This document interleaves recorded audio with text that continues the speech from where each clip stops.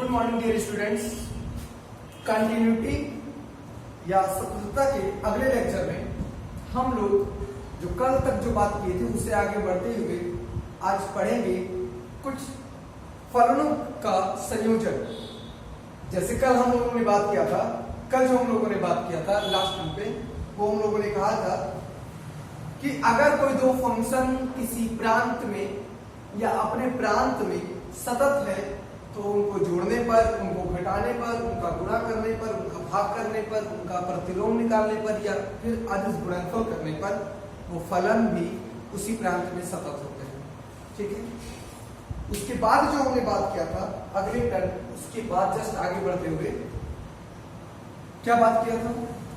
सतत फलन की बात किया था कि अगर कोई फलन सतत है तो इसका मतलब होता है कि वो अपने प्रांत में सतत है। अगर कोई फलन खुले अंतराल में सतत है तो वो खुले अंतराल के हर एक पॉइंट पर सतत होगा। अगर कोई फंक्शन बंद अंतराल में सतत है तो खुले अंतराल में सतत होना चाहिए और बंद अंतराल के दोनों बॉर्डर पॉइंट पर भी सतत होना चाहिए।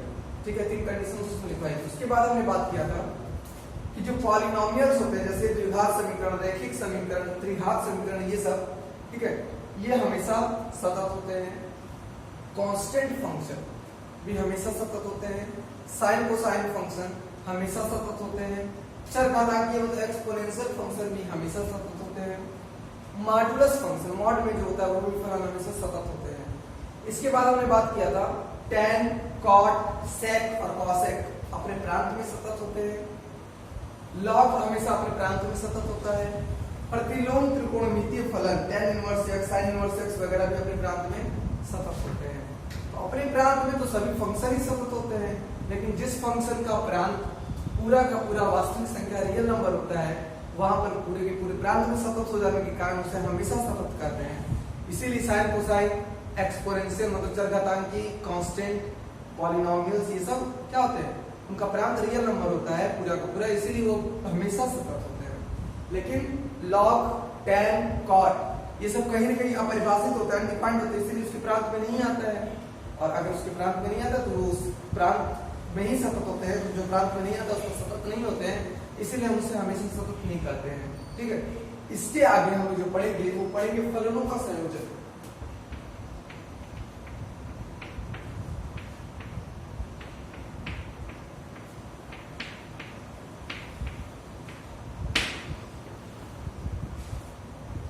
ये आपका फंक्शन मतलब फलन चैप्टर होगा।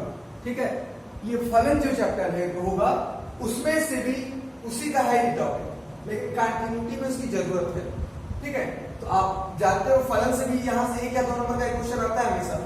फॉग या गॉफ निकालने आपने सुना होगा। ठीक है, तो यहाँ भी इसकी जरूरत पड़ेगी, यहाँ से भी आता है प्रश्न, इसीलिए हम लोग आज यही पढ़ेंगे फलनों का संयोजन। ठीक है, देखिएगा क्या होता है।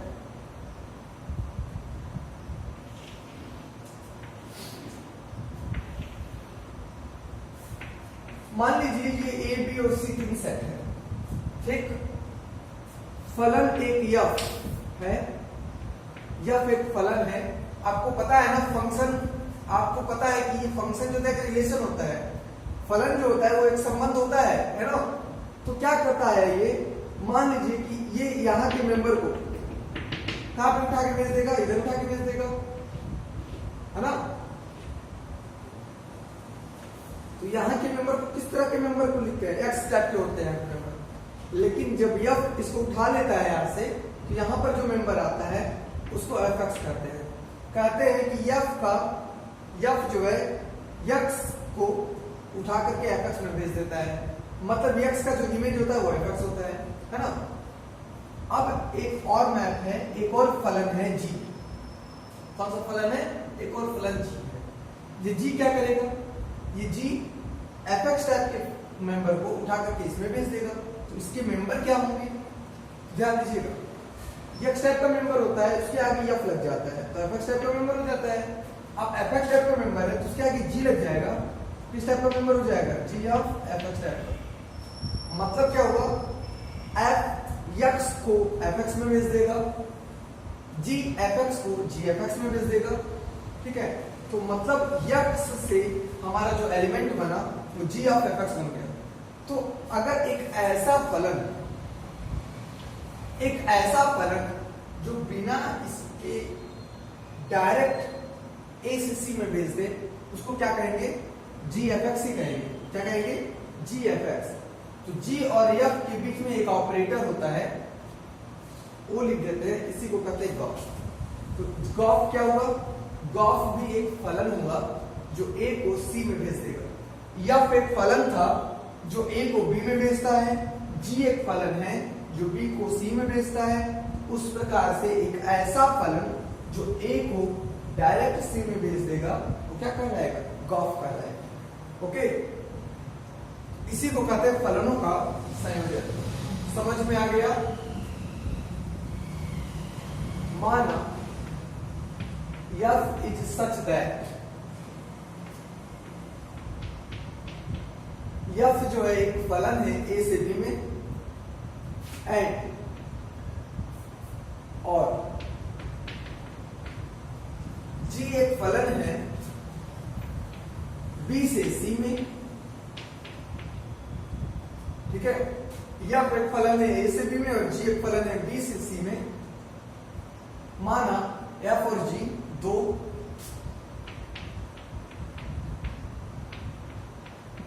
फलन है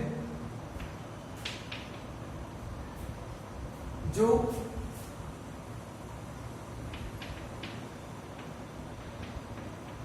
इस प्रकार से परिभाषित है,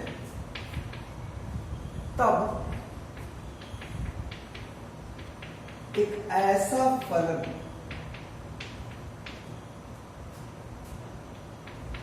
जो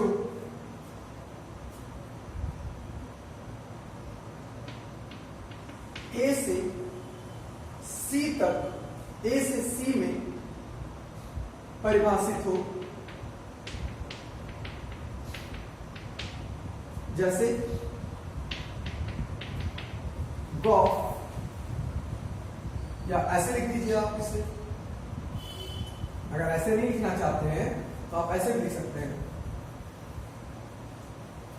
कि आपने लिखा है कि अगर या और जी इस प्रकार से परिभाषित है, तब इन फलनों का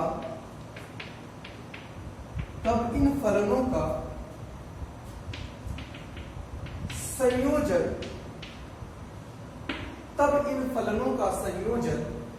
संयोजन मतलब जोड़ना है ना, तब इन फलनों का संयोजन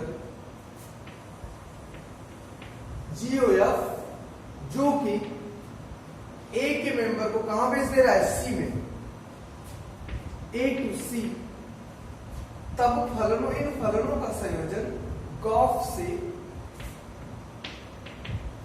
प्रदर्शित होगा। बात समझ में आ गई कि अगर यह कोई फलन ए से बी में है और जी कोई दूसरा फलन बी से सी में है, तब इन दोनों फलनों का जो संयोजन होगा वो गॉफ से प्रदर्शित होगा जो ए से सी में होगा। ओके, इसको नोट कर लीजिए।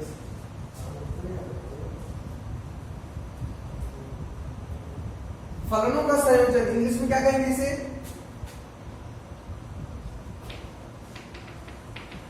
Composition of function.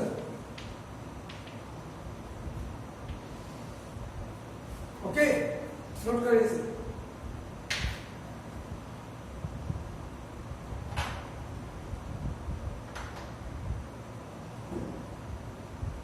हो गया। चलिए अब उसकी उदाहरण पढ़ लेते कैसे होता है ये।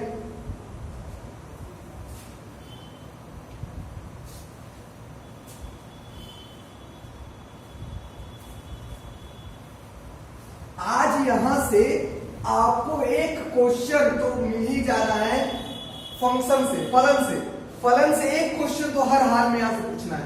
हर साल पूछता है तो इस साल भी पूछेगा ये। ठीक है, कि फलनों का संयोजन गॉफ निकालिए, दो फलन दे दी जाएंगे, गॉफ निकालिए। तो एक फलन का क्वेश्चन हो गया, एक या 2 नंबर का, और यहां से अगर सततता से चैप्टर से पूछा जाता है तो यहां से भी एक क्वेश्चन बन गया। इस प्रकार से चैप्टर या एक टॉपिक कहें, टॉपिक फलनों का संयोजन बड़ा इंपॉर्टेंट हो जाता है। ठीक है, देखिए कैसे उदाहरण पढ़िए। एक क्वेश्चन है, कंटिन्यूटी का क्वेश्चन नहीं है, ये फलन का क्वेश्चन है, उदाहरण के तौर पे बता रहे हैं, ठीक है।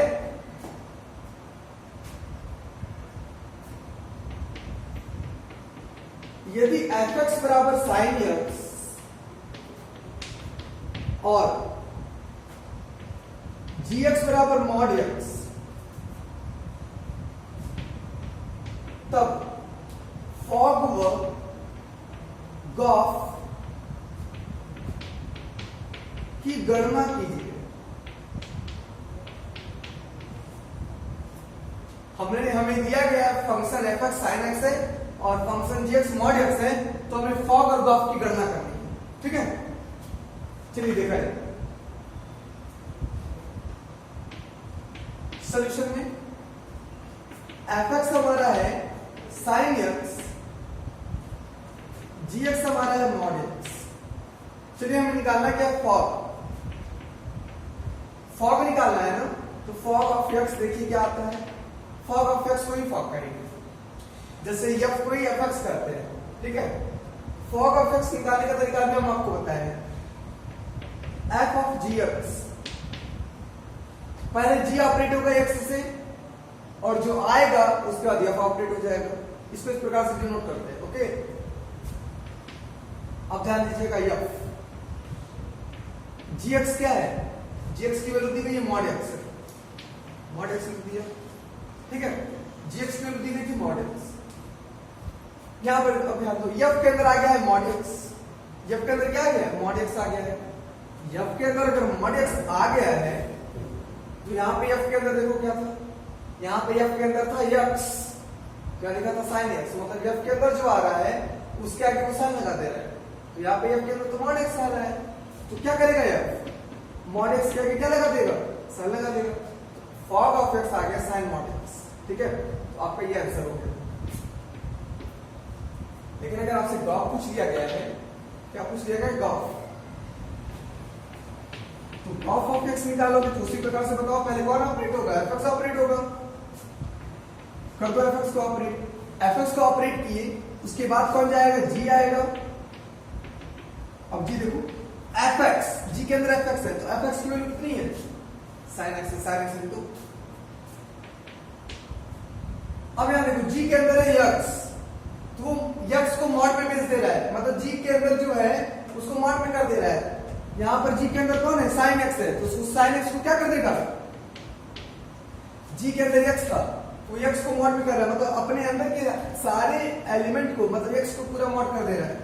g के अंदर sin x है, तो g के अंदर sin x है, तो पूरे sin x को क्या कर देगा, ये मॉड कर देगा, ठीक है। इस प्रकार से आपने फॉग निकाल लिया और गॉफ निकाल लिया, ठीक है।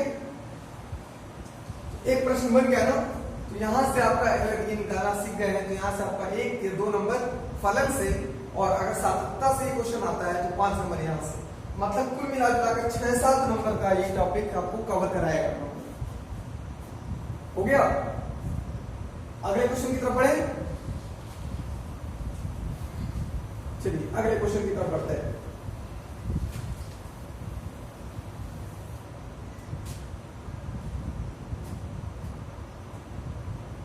अगला क्वेश्चन लिखिए,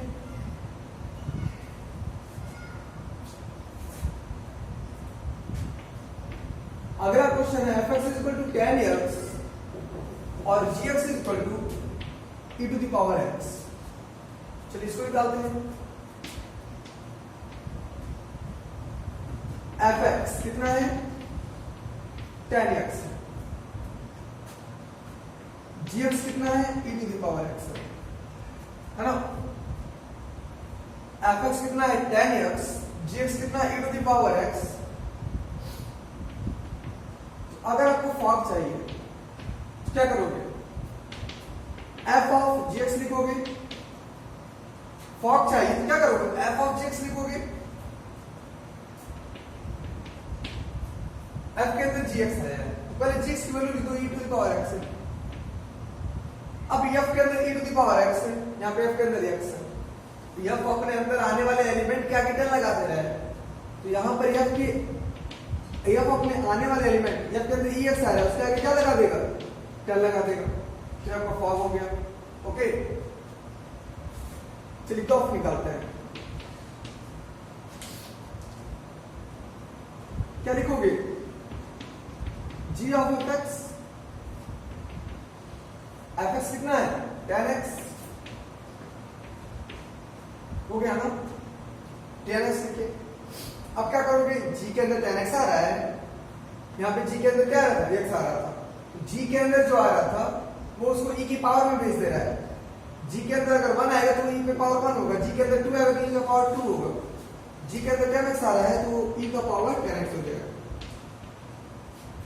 ओके, तो ये आपका फॉरवर्ड ऑफ क्लियर, समझ में आया? चलिए, तो इसी प्रकार से एक दो क्वेश्चन आपको हम होमवर्क दे रहे हैं, ठीक है? इसको नोट कर लीजिए जल्दी से नोट करें इसे।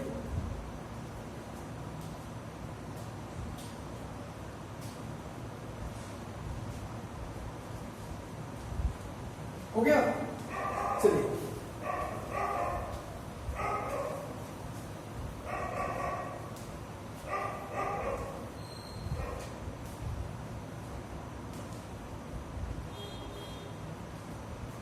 सभी लोग कैलकुलेट करके बताएंगे इसमें।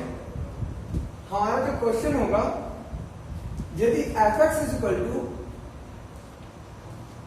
मॉड एक्स कर दें और G X is equal to sine inverse X, तब फॉग ऑफ ग्राफ की गणना कीजिए। पहला क्वेश्चन। क्वेश्चन नंबर दूसरा,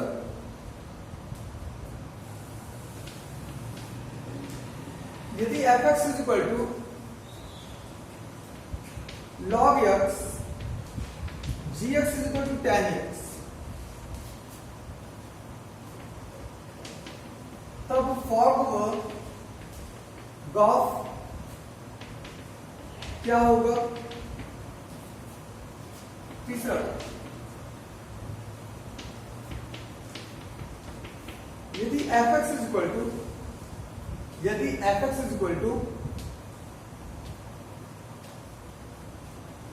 to to the power X व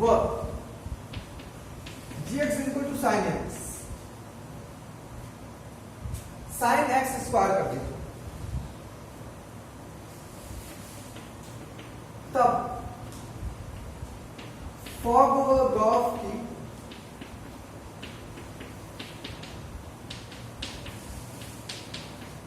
गणना कीजिए। और चौथा है, यदि F X is equal to sine square X व G X is equal to log X, तब फॉग गॉफ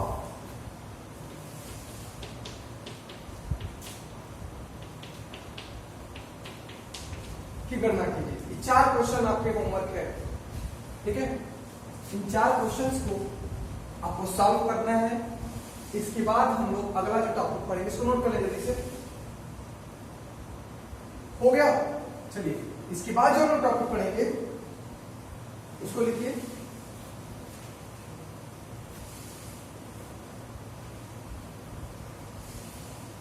नोट डाल दीजिएगा, नोट।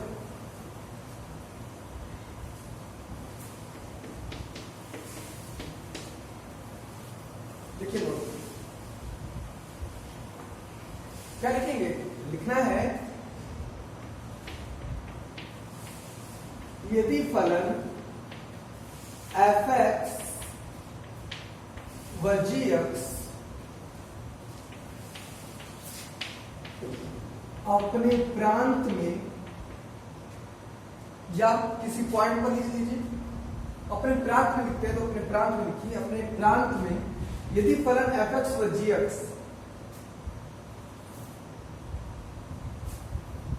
सेम प्रांत होना चाहिए, यदि फलन एफ एक्स व जी एक्स प्रांत डी में सतत है, तब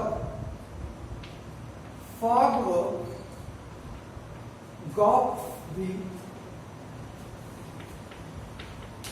प्रांत डी में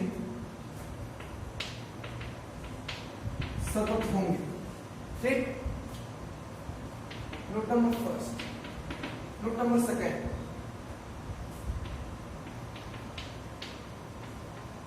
यदि फलन f(x) प्रांत D1 में तथा फलन g(x) प्रांत D2 में सतत हैं, तब फॉग व गॉफ प्रांत D1 इंटरसेक्शन D2 में सतत होंगे। अब पढ़ें कि अगर कोई फलन D1 प्रांत में दोनों फलन का प्रांत सेम हो, इस बात की गारंटी तो है नहीं। तो मान लीजिए फलन f(x) का प्रांत D1 है और दूसरे फलन g(x) का प्रांत D2 है और वो अपने प्रांत में सतत हैं, तो फॉग और गॉफ मतलब कंपोजिशन ऑफ फंक्शन मतलब फलनों का संयोजन भी सतत होगा, लेकिन किस प्रांत में? दोनों प्रांत के इंटरसेक्शन में। यही इसी को अगर आप कहोगे कि f(x) और g(x) प्रांत D में दोनों का प्रांत सेम है, मतलब D1 और D2 दोनों सेम है, D है, तो जब D और D का इंटरसेक्शन कराते हैं तो D ही आता है। इसीलिए कहा गया कि अगर फलन f(x) और g(x) प्रांत D में सतत है तो उनका जो फॉग और गॉफ भी होगा वो भी प्रांत D में सतत होगा। ओके, ये टॉपिक आप नोट कर लीजिए, इसकी जरूरत है। हो गया?